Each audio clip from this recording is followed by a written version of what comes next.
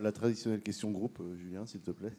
Écoute, Bourige est absent suite à la blessure à la cheville du match de jeudi soir. Après, pour les autres, tout le monde est à disposition. Vous avez un bilan un peu plus poussé de son diagnostic Il n'y a rien de grave. Maintenant, le doc nous dit qu'il faut attendre 48-72 heures pour voir l'évolution de la cheville. Je pense que pour mercredi, ça sera certainement trop juste. Mais on peut avoir de l'espoir de le récupérer assez vite à la reprise.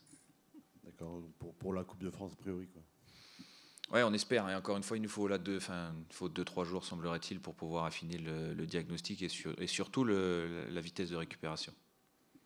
Pour revenir sur le match, donc vous êtes remis de cette fin de match complètement improbable, un peu, où ça a encore versé dans l'irrationnel. Alors ce coup-ci, pas du côté rennais, mais quand même. Ouais.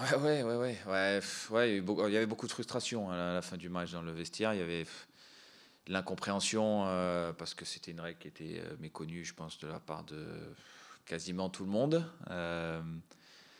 C'était d'autant plus frustrant que quand on explique cette règle-là, il y a une forme de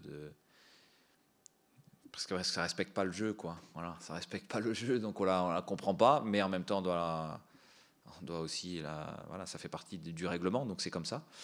Donc il y avait beaucoup de frustration. On n'est qu'à 36 heures, ça fait une journée et demie à peine que c'est terminé. Donc hier c'était dur. Aujourd'hui ça allait un petit peu mieux. On a pu se remettre en route sur le terrain pendant une demi-heure. Et de toute façon demain il faudra basculer. On n'aura pas le choix. Donc voilà, mais ça n'a pas été simple.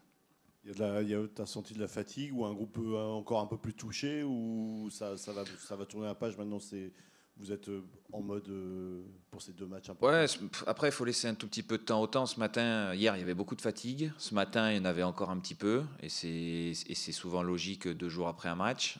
Maintenant voilà, demain ils seront en mode compétition. Voilà, ils y seront, ils auront basculé. Mais c'est pas aujourd'hui qu'il faut se mettre en mode compétition, c'est demain, être prêt pour 15 heures. Voilà, il y a encore un petit moment de récupération cet après-midi, on va voyager, ils vont dormir et puis demain ils seront prêts. Est-ce que c'est un match qui peut faire penser un petit peu celui de Cluj il y a quelques années en Coupe d'Europe, qui avait un petit peu fait basculer votre saison dans le bon sens aussi avec tout ce qui s'est passé sur ce match-là? Ouais, je pense que c'est quand même des matchs qui sont différents, avec en plus des groupes aussi très différents. À Cluj, j'en avais pris un carton rouge au bout de 5 minutes, un autre en tout début de deuxième mi-temps. Le gars avait été héroïque. Là, on ne peut pas parler d'un côté héroïque, on peut parler d'un côté un peu chevaleresque dans le sens où en étant mené 3 fois au score, les joueurs ont fait les efforts pour revenir 3 fois contre une équipe européenne et des joueurs très expérimentés. Donc c'est quand même différent, mais ça vient garnir, je pense, l'histoire du Stade Rennais sur des scénarios improbables en Coupe d'Europe ces dernières saisons. Et justement, vous y avez repensé depuis à tous les scénarios improbables qui vous sont arrivés. C'est vrai qu'on avait un peu listé avec la Ligue des Champions, l'aller-retour contre Arsenal. Ouais, à titre personnel, j'en ai vécu quelques-uns. Celui de Cluj, celui de Chelsea là-bas aussi, avec des décisions particulières.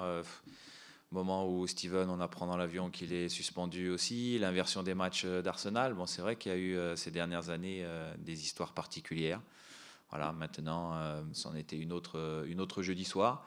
Mais demain, on se remet en mode championnat et c'est ça l'essentiel, c'est de basculer maintenant sur le championnat et cette équipe de Toulouse. Qu'est-ce qui a pêché? Comment ces égalisations aussi rapides, ces buts aussi rapides après les égalisations, pardon, qu'est-ce qui pêche là dedans? C'est de la concentration, c'est le placement, c'est surtout le troisième but. On va revenir, c'est celui-là qui est déterminant dans le match.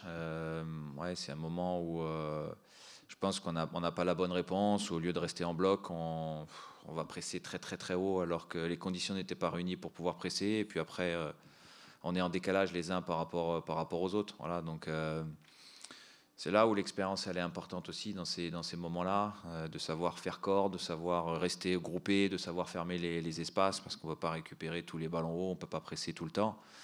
Et j'espère que ça aura servi en tout cas, au moins à ça, le match de jeudi. C'est Toulouse vous rencontrez Toulouse qui est une équipe aussi mal en point. Est-ce que c'est un match à 6 points ou on ne pense pas à ça? Non, enfin je borde pas comme ça. Après c'est un match c'est un match entre des équipes qui ont eu un calendrier chargé depuis le début de saison avec les matchs européens. Eux ont ont joué comme nous jeudi soir. Je pense que la différence, c'est qu'avec la victoire, on récupère mieux et plus vite. Et donc, voilà, c'est leur avantage, mais c'est qu'ils ont mérité ça aussi sur le terrain. Après, mettre une pression supplémentaire en disant que c'est un match à 6 points. Non, c'est un match important, c'est un match qui vaudra 3 points comme tous les matchs. Mais il faut surtout se préparer à jouer une équipe de Toulouse qui est une équipe dynamique, qui est bonne sur les transitions, qui se projette vite, qui utilise bien les espaces. Et donc, à ce niveau-là, il faudra être très performant. Justement, les équipes bonnes sur les transitions, c'est parfois, on a vu que c'était pas la panacée à Rennes. Il y avait des difficultés sur ces équipes-là qui sortaient vite. Tu gardes ton système, tu as envie de tenter de garder ton système ou de changer face à une équipe comme ça? Depuis une journée et demie, je réfléchis pas mal à ça, en effet. C'est un axe de réflexion. Ensuite, il y a toujours les avantages et les inconvénients. Quand tu changes, tu remobilises aussi les énergies, tu remobilises tout le monde, mais tu n'as pas forcément le temps de le travailler. Donc, il faut prendre tout ça en considération. Il faut prendre aussi en considération l'état physique de chaque joueur et ceux qui sont à disposition pour jouer. Mais c'est une réflexion que je mène, mais plus qu'au-delà du système, je pense que c'est aussi des ajustements à faire sur protection de certaines zones quand on attaque, les réactions aussi à la perte du ballon. C'est plus qu'une histoire de système. Parce que pour revenir quand même au système, on a vu quand tu as changé de système en cours de jeu, on a vu quand même ça a été assez fluide, assez pertinent. Alors je dis pas que ça n'était pas avant, hein, mais on voit tout de suite qu'il y a des automatismes un peu naturels dès que ça a changé de système. Ouais, mais c'est aussi dans ce système-là qu'on a pris ce troisième but après avoir égalisé. Donc, comme tous les systèmes, les avantages et des inconvénients, il peut y avoir des bonnes choses, des moins bonnes choses. En l'occurrence, ça nous a permis d'être peut-être un peu plus dangereux offensivement, parce que jusque-là, on n'avait pas concédé grand-chose. Par contre, défensivement, on a ouvert beaucoup d'espace. Ces 20 ou 25 minutes, on est passé à 4 derrière, et il y a eu plusieurs opportunités. Steve, il a fait 2 gros arrêts aussi. Donc, il faut prendre tout en considération dans l'analyse. Il y a ce qui se passe avec le ballon, mais ce qui se passe sans aussi. Voilà, donc c'est des possibilités de cours de match. En réalité, là, ça me semblait être ce qu'il fallait faire pour réinverser le cours des choses dans un moment où il fallait absolument qu'on marque davantage de buts. Mais à contrario, ça nous a aussi davantage fragilisé défensivement et ça a ouvert plus d'espace. Est-ce que c'est d'abord mental avec cette équipe, le fait que justement on a l'impression que quand vous êtes mené au score, les joueurs répondent différemment, et à l'inverse, quand le score est acquis, on a l'impression qu'ils jouent un petit peu avec le frein à main? Je sais pas si c'est... Non, en tout cas sur le dernier match, j'ai pas eu ce sentiment-là. Je pense que notre entame, elle a été cohérente. Je pense que la première mi-temps, elle a été aussi intéressante. Après, on a concédé ce but de manière un peu particulière, le premier but, mais il y a eu la réaction tout de suite après. Je trouve que notre début de deuxième mi-temps, il avait été aussi tout début de deuxième mi-temps intéressant. Ensuite, il y a eu la blessure de Bourige. Bon, Ludo est rentré et a été décisif aussi. Donc voilà, il y a eu pas mal de choses dans ce match-là. Le côté positif, c'est la grosse capacité de réaction, ça c'est clair. Le fait que les gars s'engagent, ne lâchent pas. Donc ça c'est positif. Après, c'est vrai que concéder 3 buts dans ce genre de match-là devient quasiment rédhibitoire. Donc voilà, demain, il faudra qu'on soit plus costaud aussi et plus solide que ça. T'as pas fait rentrer Désiré Doué qui avait fait une bonne entrée contre Monaco. Le choix, il vient d'où Ouais, on en a discuté hier matin tous les deux. C'était une option. C'est vrai que j'y ai fortement réfléchi. Il a fait une très bonne entrée contre Monaco. J'y ai fortement réfléchi et j'ai privilégié un autre profil à un moment donné dans le match. Et puis sur le dernier changement, quand il restait le choix entre lui et Kali sur le poste offensif, j'ai préféré mettre vraiment un attaquant pour en avoir un dans la surface. D'ailleurs, sur le troisième but, c'est un entrant, Ibra, qui centre pour une déviation de Kali qui était rentré aussi, et la finition de Lorenz. Donc après, c'était des choix, mais j'ai échangé avec lui, bien sûr, parce qu'il pouvait être frustré après le match, vu la qualité de son entrée contre Monaco, mais ça ne remet rien en cause justement à la qualité de son entrée et puis aux 2 matchs qui peuvent arriver avec les options qu'on peut avoir. Il y a peut-être le bon match d'Ibrahim aussi avec la réserve qui avait joué dans le fait qu'il rentre tôt. Pardon ? Peut-être la bonne rentrée d'Ibrahim contre la réserve aussi qui avait joué sur le fait qu'il rentre tôt jeudi. Ouais, ça répondait aussi peut-être à des besoins qu'on peut avoir à un moment donné, sur des besoins de verticalité, plus que sur des besoins de jeu combiné à l'intérieur. Voilà, donc en fonction des profils et des besoins qu'on peut avoir. C'était une fenêtre la semaine dernière pour eux pour pouvoir jouer avec la réserve, ceux qui avaient besoin et qui manquaient un peu de temps de jeu, puisqu'on avait 3 matchs. On a 3 matchs rapprochés en 6 jours. Donc on a utilisé cette fenêtre-là pour mettre tout le monde à niveau aussi et pour pouvoir avoir le plus de possibilités possibles lors des 3 matchs. Ludo qui va venir après, à quel poste tu le vois le mieux évoluer? Parce qu'il n'a pas encore été fixé vraiment depuis qu'il est arrivé à Rennes. Il a joué un peu à droite, sous l'attaquant. Il peut jouer un peu partout, ça prouve ses qualités. Mais toi, tu le préfères à quel poste? Plutôt ouais, dans un demi-espace côté droit ou oui, sous un attaquant aussi. Moins sur le côté gauche parce que Ludo il a besoin de rentrer. Il est aussi capable de pousser et de courir à l'extérieur, mais il est, je pense, plus à l'aise sur ce côté-là du terrain. C'est dépendant aussi de notre schéma, notre système. Quand il est rentré dans un premier temps, il est rentré dans les 3 offensifs sur le côté droit. Et puis après, on est passé à 4, donc il est davantage passé en position de numéro 8. Puis après, il est reparti sur le côté droit en toute fin de match avec Amine qui était sous un attaquant. Il a cette diversité-là, lui, dans ses positions, dans ses mouvements offensifs. Voilà.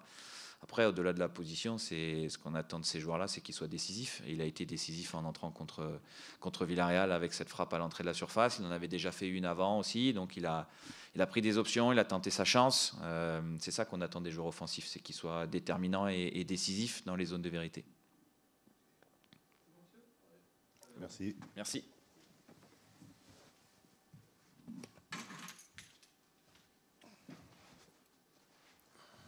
Bonjour Ludo. Comment on se remet d'un match au scénario un peu fou comme jeudi, qui tourne pas bien et qui a failli qui a créé d'ailleurs une grosse euphorie quelques secondes et puis finalement le soufflet est retombé? Sur le coup, c'était difficile. Après, il y a pas le choix, il y a un match qui arrive vite. Je pense que c'est ça qui est bien aussi, il n'y a pas le temps de trop réfléchir. Donc se remettre au boulot le plus rapidement possible.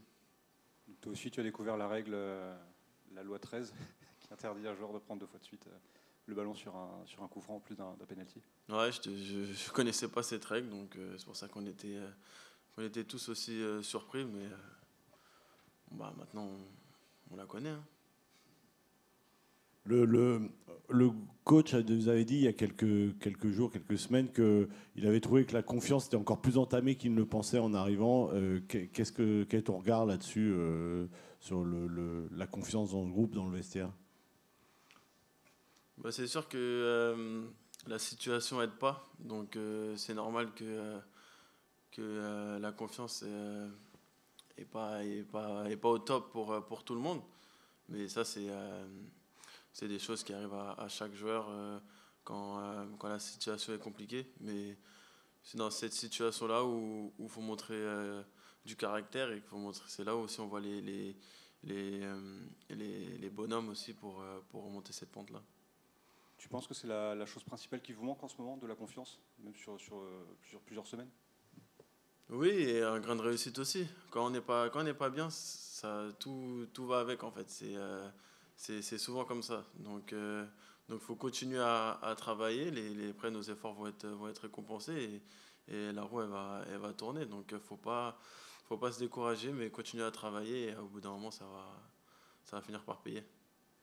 Sur un plan perso, malgré la défaite, ce but, j'imagine qu'il doit quand même faire du bien aussi. En plus, c'est un joli but de l'extérieur de la surface ou à l'entrée de la surface. C'est important. Oui, ça fait plaisir et ça fait du bien. Après, j'aurais préféré que ce but permette qu'on soit premier, surtout. Donc là, ça ne sert pas à grand-chose collectivement. Donc c'est ça qui me dérange dans tout ça. On t'a pas vu trop le célébrer, ou c'était juste, c'était dû à quoi? J'avais pas envie. Ouais, le coach nous parlait un peu de ton utilisation. Bruno Genesio, en début de saison, avait dit clairement qu'il te voyait en tant qu'ailier droit. Comment tu vois ton début de saison aussi à titre perso, avec différents postes et un temps de jeu qui a été relativement irrégulier depuis le début de saison? Ouais, après moi, on m'a toujours connu comme ça. J'ai appris à jouer à différents postes. Et moi, je vais répondre là où on me demande d'être. Donc c'est à moi d'être bon à cet endroit-là. Et après, ça sera au coach de décider où il veut me faire évoluer la plupart du temps. Et en ce moment, c'est vrai que j'ai moins de temps de jeu qu'avant, mais ça va revenir. Il faut que je continue à travailler et à être décisif comme j'ai pu l'être contre Villarreal. Et toi, c'est quand même plus compliqué de s'imposer dans une nouvelle équipe quand on n'est pas fixé à un poste. Qu'est-ce que tu en penses? Ça, c'est des questions qu'il faut poser au coach. Ça doit être à lui de savoir où il veut où il a besoin de moi. Et après, ça sera à moi d'être performant à cet endroit-là. Alors là, il y a deux matchs cruciaux qui arrivent. Alors qu'il y a déjà eu une répétition, un match en semaine avec un nouveau match en semaine la semaine prochaine. La répétition des efforts, elle commence à se faire sentir, arriver en fin décembre, ou comme tu disais, de jouer tous les 3 jours, ça permet aussi de tourner la page des déceptions. Non, je pense qu'on aime tous jouer tous les 3 jours. Donc ça, c'est pas une excuse. Là, il y a deux gros matchs. C'est des matchs importants pour partir pour les fêtes bien mentalement et être bien à la reprise pour faire beaucoup mieux dans cette deuxième partie de saison. Et va falloir être présent et faire de très grosses choses sur ces deux matchs, parce que ça va être des matchs compliqués. Martin nous disait avant le match de Villarreal que il n'y a pas de honte forcément à revoir les objectifs à la baisse. Est-ce qu'aujourd'hui, ces deux matchs-là, il faut les voir contre des concurrents directs, au moins à l'instant T en tout cas? Est-ce que c'est comme ça que vous le voyez? Moi, je parlerai de ça après ces deux matchs, justement. Et là, on sera fixé. Donc, du coup, ça devient des matchs à 6 demain, ça devient un match à 6 points, du coup. Un match important, surtout. Un match important, parce que le plus important, c'est d'être bon et de remporter ce match, mais surtout aussi pour engranger de la confiance qui va nous envoyer aussi sur des bonnes choses à l'avenir. Pour un peu plus léger, c'est après les fêtes, tu as vu le tirage évidemment de la coupe contre ton ancien club à Guingamp, ça t'a fait sourire d'aller retourner et plaisir de retourner au Roudourou? Ouais, bien sûr, ça me fait plaisir parce que j'y suis jamais retourné depuis que je suis parti. Enfin, en jouant là-bas surtout. Donc c'est sûr que ça me fait plaisir. Après, je vais être content de tous les voir et j'espère qu'eux aussi. Et après, par contre, ça restera un match de foot, mais j'espère que ça va être un bon moment pour moi et pour eux. D'ailleurs, on dit à Roudourou ou au Roudourou? Ça dépend, moi je dis au Roudourou.